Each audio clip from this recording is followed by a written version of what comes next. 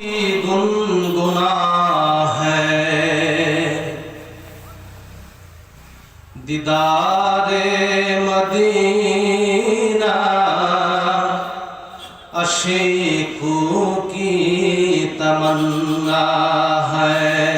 अल्लाहुम्मा जबान खुले সকলে পড়ুন মাওলানা মুহাম্মদ ওয়া আলা আলি সাইয়্যিদিনা মাওলানা মুহাম্মদ বালাগাল উলা বিকামালিহি কশফাদ দুজা বিজামালিহি حسنت جميع خصاله صلوا عليه وآله होना ये फूल तो बुलबुल का तरन्नुम भी न हो चिमन दहर में कलियों का तबस्सुम भी न हो बलगल उला बिकमालिही कशफत दुजा बिजमालिही हसनत जमीउ खिसालिही सल्लु अलैहि व आलिही। একটু জবান খুলে জিকির করি আল্লাহ আল্লাহ আল্লাহ আল্লাহ আল্লাহ আল্লাহ। সম্মানিত বন্ধুগণ আমার, আমি কালামের পাঠ থেকে 114টি সূরার মধ্যে 68 নম্বর সূরা আল কলম অর্থাৎ কলম, বাংলায় যাকে বলে কলম, যার দ্বারা লেখা হয়, সেই পবিত্র বরকতময় সূরা প্রথম কয়েকটি আয়াতে কারিমা আপনাদের খেদমতে তেলাওয়াত করেছি। আল্লাহ পাক রব্বুল আলামিন যদি আমাকে তৌফিক দান করেন, ইনশাআল্লাহ আমি এর সংক্ষিপ্ত তাফসীর আপনাদের সামনে পেশ করার চেষ্টা করব। ওমা তাওফীক ইল্লা বিল্লাহ। সকলে বলুন আমিন। জালসার ময়দানে যদিও লোক কম থাকে, এখন কথা আর জালসার ময়দানের মধ্যে সীমাবদ্ধ থাকে না। আমরা যে আলোচনাগুলো করি, কোরআনের এই আলোচনাগুলো সারা পৃথিবীর মানুষ মিডিয়ার কল্যাণে দেখতে পারে। বলুন সুবহানাল্লাহ। বন্ধুগণ আমার, আল্লাহ পাক রব্বুল আলামিন তার হাবিবকে এই ধরনীতে পাঠালেন রহমত স্বরূপ। ওমা আরসালনাকা ইল্লা রাহমাতাল লিল আলামিন। কালামে পাকের মধ্যে আল্লাহ পাক বলেছেন, নবী পাক সাল্লাল্লাহু আলাইহি ওয়াসাল্লাম যখন পৃথিবীতে আগমন করলেন এবং 40 বছর বয়সে তিনি তার উপরে যখন কোরআনুল কারীম অবতীর্ণ হলো, তিনি যখন কোরআনের দাওয়াত, তাওহীদের দাওয়াত মানুষকে দিতে শুরু করলেন, যে মানুষটাকে 40 বছর পর্যন্ত তার সম্প্রদায়ের লোকজন আল আমিন বলতো, বিশ্বাসী বলতো, এবং যার কাছে টাকা পয়সা ধন দৌলত আমানত রাখতো, এই মানুষটাকে শুধুমাত্র কোরআনের দাওয়াত দেওয়ার কারণে, তাওহীদের বাণী যখন প্রচার করলেন, একত্ববাদের বাণী যখন প্রচার করতে শুরু করলেন, ওই মানুষগুলোই তার বিরোধিতা করতে শুরু করলো, তাকে পাগল বলতে শুরু করলো, মিথ্যাবাদী বলতে শুরু করলো, কবি বলতে শুরু করলো। আবার বিভিন্ন ধরনের প্রলোভন, অফার নবীজিকে দেওয়া হলো। হে মুহাম্মদ, তুমি যদি ক্ষমতা চাও তাহলে তোমাকে রাজত্বের অর্ধেক দেওয়া হবে, মক্কার সবচেয়ে সুন্দরী নারী তোমাকে দেওয়া হবে। আসলে নবীজি কি এগুলোর পাগল ছিলেন? না, তিনি এগুলোর পাগল ছিলেন না। আল্লাহ পাক রব্বুল আলামিন কাফের মুশরিকদের, বিধর্মীদের এই কথাগুলোকে মেনে নিতে পারলেন না, সহ্য করলেন না, যে তার হাবিবকে কেউ পাগল বলবে, এটা আল্লাহ পাক মেনে নিলেন না। কালামে পাকের আয়াত নাজিল করে আল্লাহ পাক জানিয়ে দিলেন, আমার বন্ধু পাগল নয়। বন্ধুগণ আমার, সবাই কোন ভাষাতে বিসমিল্লাহির রাহমানির রাহিম। নূন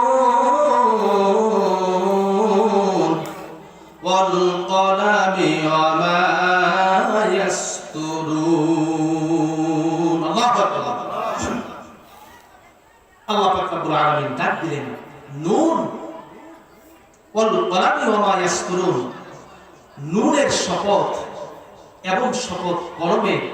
কোন কলমে? যে কলম লেখে সেই কলমের শপথ। সুবহানাল্লাহ বলেন। বন্ধুরা আমার, ভাইরা আমার, আল্লাহ পাক রব্বুল আলামিন কালামে পাকের মধ্যে নুনের শপথ করলেন। তাফসীরের মধ্যে রেখে এই নুনটা কি জানার প্রয়োজন আছে না নাই? এই নুনটা কি? যে নুনের শপথ আল্লাহ পাক রব্বুল আলামিন করলেন, তাফসীরের মধ্যে রেখে আল্লাহ পাক রব্বুল আলামিন আসমান জমিন, 7 আসমান এবং 7 জমিন সৃষ্টি করার আগে তিনি পানি সৃষ্টি করলেন। সবকিছু শুধু পানির মধ্যে ছিল, পানি ছিল, পানিতে থই থই একাকার ছিল। আল্লাহ পাক রব্বুল আলামিন সেই পানির মধ্যে একটা বিশালাকার মৎস্য, একটা মাছ সৃষ্টি করলেন। সুবহানাল্লাহ বলেন। কি সৃষ্টি করলেন? একটা মাছ সৃষ্টি করলেন। তাফসীরের মধ্যে এসেছে সেই মাছটা একটা বিশাল আকার মাছ। সেই মাছের পৃষ্ঠে, মাছের পিঠের উপরে আল্লাহ পাক রব্বুল আলামিন একটা ষাঁড় সৃষ্টি করলেন। ষাঁড় চিনেন না আপনারা? ষাঁড় গরু। একটা ষাঁড় সৃষ্টি করলেন, যে ষাঁড়ের মাথায় 40,000 শিং রয়েছে। কত হাজার শিং? লক্ষ্য করুন। যদি মনোযোগের ঘাটতি হয় কথা বুঝতে পারবেন না। আমি মানুষ ছোট হতে পারি, আমি কম দামি মানুষ হতে পারি, আমি আমার জবানে যে কথাগুলো বলবো আল্লাহ পাকের বাণী, কালামে পাকের কথা কিন্তু কম দামি নয়, ঠিক কিনা? মনোযোগ দিতে হবে। আল্লাহ পাক নুনের শপথ করলেন, অথই পানির মধ্যে একটা বিশালাকার মাছ সৃষ্টি করলেন। বিশালাকার মাছের পিঠের মধ্যে একটা ষাঁড় সৃষ্টি করলেন। তাফসীরের কিতাবের মধ্যে লেখে সেই ষাঁড়ের মাথায় 40,000 শিং রয়েছে। সেই শিংগুলোর উপরে আল্লাহ পাক রব্বুল আলামিন 7 আসমান এবং জমিনটাকে রেখে দিয়েছেন। বলেন সুবহানাল্লাহ। কিছু ক্রিটিক্যাল কথা আপনাদেরকে বলার চেষ্টা করব, যেগুলো সাধারণত আলোচনা হয় না। আলহামদুলিল্লাহ বলেন। কথা বলার ক্ষমতা আমার আছে? নাই। সারাদিন লেখাপড়া করে যদি মঞ্চে এসে বসি, একটা কথাও আমি বলতে পারবো না যদি আমার মালিক আমার প্রতি দয়া না করেন, ঠিক কিনা? বন্ধুগণ আমার, ভাইরা আমার, এই নুনের শপথ আল্লাহ পাক রব্বুল আলামিন করলেন। তারপরে আল্লাহ পাক রব্বুল আলামিন কলমের শপথ করলেন। কলমের শপথ করলেন। কোন কলমের শপথ করলেন? তাফসীরের মধ্যে এসেছে কলম হলো এমন একটা কলম, যে কলমটা হলো নূরের তৈরি। কিসের তৈরি? নূরের তৈরি কলম। সেই কলমটা কতদূর লম্বা? তাফসীরের মধ্যে আসে আল্লাহ পাক রব্বুল আলামিন যে কলমের শপথ করেছেন, সেই কলমটার দৈর্ঘ্য হলো 100 বছরের রাস্তা। বলুন সুবহানাল্লাহ। কত বছরের রাস্তা? 100 বছরের রাস্তা দীর্ঘ এই কলম। এই কলমটাকে আল্লাহ রাব্বুল আলামিন সৃষ্টি করার পরে নির্দেশ দিলেন, ও কলম তুমি লেখো। তাহলে বোঝা গেল কলম কোন মানুষের আবিষ্কার করা বস্তু নয়। বলেন সুবহানাল্লাহ। কলম কোন মানুষের আবিষ্কার করা বস্তু নয়, এটা আল্লাহ পাকের সৃষ্ট একটা জিনিস, যার লেখার ক্ষমতা দিয়েছেন কে? আল্লাহ পাক রব্বুল আলামিন কলমকে বললেন, কলম তুমি লেখো। কলমের তখন জবান খোলা ছিল। কলম প্রশ্ন করল রব্বুল আলামিন, আমি কি লিখব? কলমকে নির্দেশ দেওয়া হলো, কলম তুমি লেখো দুনিয়া সৃষ্টি করার পর থেকে কিয়ামত দিবস পর্যন্ত এবং কিয়ামতের পরে কি সংঘটিত হবে। ও কলম তুমি লেখো দুনিয়ার মধ্যে কি হবে এবং আখিরাতের মধ্যে কি হবে, তুমি বিস্তারিত লেখো। বলুন সুবহানাল্লাহ। সম্মানিত বন্ধুগণ আমার, আল্লাহ পাক রব্বুল আলামিন যখন কলমকে নির্দেশ করলেন, কলম তখন লিখতে শুরু করলো। কলম তখন লিখতে শুরু করলো দুনিয়ার শুরু থেকে শেষ পর্যন্ত কি হবে, আখিরাতের মধ্যে কি হবে, সমস্ত কিছু এই কলম লিপিবদ্ধ করে দিল। যাকে বলা হয় তাকদীর, যাকে বলা হয় ভাগ্য। বলুন সুবহানাল্লাহ। কলমের যখন লেখা শেষ হয়ে গেল, আল্লাহ পাক রব্বুল আলামিন কলমের জবানটাকে তিনি বন্ধ করে দিলেন, যার কারণে কলম আজকে শুধু লিখতে পারে। কলম আজকে শুধু লেখে, কিন্তু কলম আর কথা বলতে পারে না। বলুন সুবহানাল্লাহ। দিস ইজ দ্য মারিফাত অফ কোরআন। এটা হচ্ছে কোরআনের নিগুড় রহস্য। আজকে কলম লিখতে পারে কিন্তু বলতে পারে না, তার জবানটা বন্ধ করে দিয়েছেন কে? আল্লাহ বন্ধ করে দিয়েছেন। বন্ধুগণ আমার, ভাইরা আমার, আলোচনা খারাপ লাগতেছে আপনাদের কাছে? প্রিয় বন্ধুগণ আমার, আল্লাহ পাক রব্বুল আলামিন দুইটা জিনিসের শপথ করলেন, নুনের শপথ করলেন এবং কলমের শপথ করলেন। তারপরে আল্লাহ পাক বললেন ওয়ামা ইয়াসতুরুন, এই কলম যা লেখলো আমি আল্লাহ তার শপথ করলাম। বলুন সুবহানাল্লাহ। আল্লাহ পাক কেন শপথ করছেন, তিনি কি বলবেন সে আলোচনা আসতেছে সামনে। মক্কার কাফেররা আল্লাহর হাবিবকে পাগল বলল, মিথ্যাবাদী বলল, ক্ষমতা লোভী বলল, কবি বলল, অনেক ধরনের অপবাদ দিয়েছে। আমার রাসূল পাগল নয়, আল্লাহ পাকের হাবিব পাগল নন, তিনি অসুস্থ নন। আল্লাহ পাক শপথ করেছেন, শপথ করে তিনি বলছেন মা আনতা বিনি'মাতি রাব্বিকা বিমাজনুন। আল্লাহু আকবার। আল্লাহ পাক রব্বুল আলামিন ডাক দিয়ে বলতেছে আমার হাবিব মা আনতা বিনি'মাতি রাব্বিকা বিমাজনুন। ও আমার হাবিব, দুনিয়ার মানুষের আপনাকে পাগল বলতে পারে, কবি বলতে পারে, মিথ্যা বলতে পারে। হাবিব গো, আনতা বিনি'মাতি রাব্বিকা বিমাজনুন। আমি আপনার রব, আমি আপনার স্রষ্টা, আমি তামাম জাহানের স্রষ্টা, তামাম জাহানের রব আমি। হাবিব, আমি নুন এবং কলমের শপথ করে বলছি, আমি আল্লাহর অনুগ্রহ আপনার উপরে রয়েছে, আমি আল্লাহর দয়া রয়েছে আপনার উপরে, আমি আল্লাহর ভালোবাসা রয়েছে আপনার উপরে। আমার নিয়ামত প্রাপ্তির কারণে, আমার দয়া পাওয়ার কারণে আপনি কশিন কালেও কখনো আপনি পাগল নন। বলুন সুবহানাল্লাহ। নবীজির কত শান, কত মান দুনিয়ার মানুষ চিনতে না পারে, দুনিয়ার মানুষ মানতে না পারে, কিন্তু তার শান, তার মান, তার মর্যাদা রয়েছে কার নিকট? স্বয়ং আল্লাহ পাকের নিকট। বলুন সুবহানাল্লাহ। আল্লাহ পাক রব্বুল আলামিন বললেন মা আনতা বিনি'মাতি রাব্বিকা বিমাজনুন। আপনার রবের অনুগ্রহে আপনি উন্মাদ নন, আপনি পাগল নন।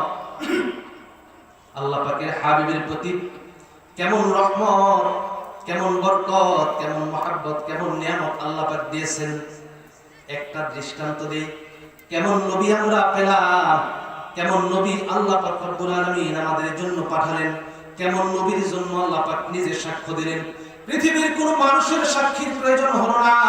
মানুষ নবীকে অপবাদ দিয়েছে, আল্লাহ পাক রব্বুল আলামিন তার খণ্ডন করেছে। আল্লাহ পাক রব্বুল আলামিন যে নিয়ামত দিয়েছেন তার মধ্যে একটা নিয়ামতের কথা বলি। হাসরের ময়দান যখন কায়েম হয়ে যাবে, কঠিন পরিস্থিতি হবে হাসরের ময়দানে। সে হাসরের ময়দানের মধ্যে আল্লাহ পাক রব্বুল আলামিনের আরশে আজিমের ছায়া ব্যতীত আর একটা জিনিসের ছায়া থাকবে, সেটার নাম হলো প্রশংসার পতাকা, সেটার নাম হলো লেওয়ায়ে হাম। নাম কি? লেওয়ায়ে হাম, প্রশংসার পতাকা। আমার বন্ধুগণ, আমার ভাইরা, আমাদের দেশের পতাকার রং কি? জোরে বলেন। লাল সবুজ। জান্নাতের মধ্যে হাসরের ময়দানে আল্লাহর হাবিব যে পতাকাটা নিয়ে ঘুরবেন, সেই পতাকার মধ্যে রং থাকবে সবুজ। বলেন সুবহানাল্লাহ। জান্নাতের মধ্যে হাসরের ময়দানের মধ্যে কেমন পতাকা হবে, যে পতাকার রং আমার বাংলাদেশের পতাকার রঙের সাথে মিলিত রয়েছে। বলেন সুবহানাল্লাহ। লেওয়ায়ে হাম এমন একটা পতাকা হবে, যে পতাকার দৈর্ঘ্য এবং প্রস্থ হবে 1600 বছরের রাস্তা। বলেন সুবহানাল্লাহ। হাসরের ময়দান যখন কায়েম হয়ে যাবে, গাছগাছালি থাকবে না, বাড়িঘর থাকবে না, কোনো কিছু সেখানে থাকবে না। লেওয়ায়ে হামদের ছায়া থাকবে, আরশে আজিমের ছায়া থাকবে। সেই লেওয়ায়ে হামদা কি জানার দরকার আছে না নাই? বলেন, জানার দরকার আছে না নাই? লেওয়ায়ে হাম হলো প্রশংসার পতাকা, যে পতাকাটা আল্লাহর হাবিব সাল্লাল্লাহু আলাইহি ওয়াসাল্লাম হাতের মধ্যে নিয়ে বহন করবেন। নবীজি আমার ফরমান, আমার উম্মতেরা হাসরের ময়দানে আল্লাহ পাক রব্বুল আলামিন আমাকে কয়েকটা বিশেষ মর্যাদার জিনিস দান করবে। তার মধ্যে এক নম্বর হলো লেওয়ায়ে হাম, প্রশংসার পতাকা। বলেন সুবহানাল্লাহ। তারপরে হবে মাকামে মাহমুদ, তারপরে হবে হাউজে কাউসার। সুবহানাল্লাহ বলেন। মাকামে মাহমুদ হলো সুপারিশ করার বিশেষ মর্যাদার জায়গা। তারপরে হাউজে কাউসার, সুবহানাল্লাহ বলেন। বন্ধুগণ আমার, ভাইয়ের আমার, লেওয়ায়ে হামদ হলো এমন একটা পতাকা, নবীজি বলেন ও আমার উম্মতেরা, আসরের ময়দানে আমার হাতে যে পতাকাটা থাকবে, যে পতাকার নিচে সমস্ত নবী রাসূলগণ, সমস্ত বনি আদম আশ্রয় গ্রহণ করবে, ছায়ার মধ্যে আশ্রয় গ্রহণ করবে। আমি রাসূল যে পতাকাটা বহন করব, সেই পতাকার নাম হলো লেওয়ায়ে হামদ। সেই পতাকাটার দৈর্ঘ্য এবং প্রস্থ হবে 1600 বছরের রাস্তা, অর্থাৎ 1600 বছরের রাস্তা হবে। বলুন সুবহানাল্লাহ। দুরূদ শরীফ পড়ি আল্লাহুম্মা। বন্ধুগণ আমার, ভাইয়েরা আমার, আল্লাহ পাক রব্বুল আলামিন তার হাবিবকে ডাক দিলেন, আমার হাবিব, আমি যে নিয়ামত আপনাকে দিয়েছি সেই নিয়ামতের মধ্যে একটা হলো লেওয়ায়ে হামদ। নবীজি বলেন যে পতাকাটা আমি বহন করব, সেই পতাকা হাতল কিসের হবে জানেননি আপনারা? সেই পতাকার হাতল হবে, আমরা যখন ছাতা হাতের মধ্যে নেই, ছাতার হাতল আছে না নাই? ছাতার মধ্যে হাতল থাকে, ছাতার মধ্যে হাতল থাকে। নবীজি আমার যে পতাকাটা ধারণ করবে, সেই পতাকার হাতল থাকবে। সেই পতাকাটা হবে সাদা রূপার তৈরি একটা হাতল। বলুন সুবহানাল্লাহ। নবী পাক সাল্লাল্লাহু আলাইহি সাল্লাম বলেন, আল্লাহ পাক রব্বুল আলামিন আমাকে যে প্রশংসার পতাকাটা দিবে, সেই প্রশংসার পতাকাটার যে খুঁটি থাকবে, লাঠি থাকবে। ছাতার মধ্যে লাঠি থাকে না, খুঁটি থাকে না? কথা বুঝতেছেন না আপনারা? ছাতার মধ্যে একটা কি থাকে? একটা লাঠি থাকে, তার নিচে একটা হাতল থাকে, তাই না? নবীজি বলেন আমার উম্মতেরা, আমি যে লেওয়ায়ে হামদের পতাকাটা বহন করব, সেই লাঠিটা কিসের হবে তোমরা জানো নি? সেই লাঠিটা হবে লোহিত বর্ণের ইয়াকুত পাথর দ্বারা নির্মিত। বলুন সুবহানাল্লাহ।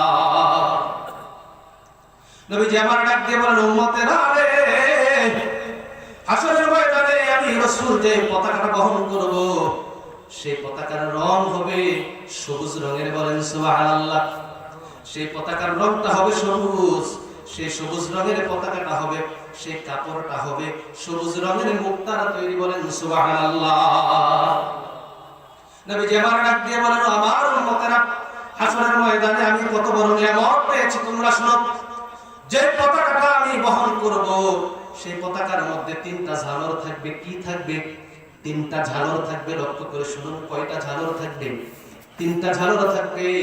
3টা ঝালরের মধ্যে 3টা সতর থাকবে। নবীজি আমার ডাক দিয়ে বলেন, ও আমার সাহাবীরা, ও আমার উম্মতেরা, হাসরের ময়দানে আমি রাসূলের মর্যাদা কত বেশি হবে। আমার হাতে যে পতাকাটা থাকবে, যে 3টা ঝালর লাগানো থাকবে, একটা ঝালর থাকবে হাসরের ময়দানের মাঝখানে। সুবহানাল্লাহ বলেন। একটা ঝালর থাকবে হাসরের ময়দানের মাঝখানে, আর 2টা ঝালর থাকবে, একটা হাসরের ময়দানের এক প্রান্তে, আর একটা থাকবে অপর প্রান্তে। বলুন সুবহানাল্লাহ। কয়টা ঝালর হলো? 3টা ঝালর। লেওয়ায়ে হামদের পতাকা হবে সবুজ রঙের, কাপড় হবে লাল মুক্তার। বলি সুবহানাল্লাহ। 3টা ঝালরের মধ্যে 3টা কালেমা লেখা থাকবে। একটা ঝালরের মধ্যে একটা কালেমা লেখা থাকবে। আমার সাথে সকলে পড়ুন, বিসমিল্লাহির রহমানির রহিম। আল্লাহু আকবার। একটা ঝালরের মধ্যে লেখা থাকবে বিসমিল্লাহির রহমানির রহিম। 2 নম্বর ঝালরের মধ্যে লেখা থাকবে আলহামদুলিল্লাহি রাব্বিল আলামিন। আল্লাহু আকবার। ঝালর কয়টা গেল? 2টা ঝালর গেল। 3 নম্বর ঝালরের মধ্যে লেখা থাকবে কালেমা শরীফ। সেই কালেমা শরীফটাকে সকলে আমার সাথে বলুন, লা ইলাহা ইল্লাল্লাহ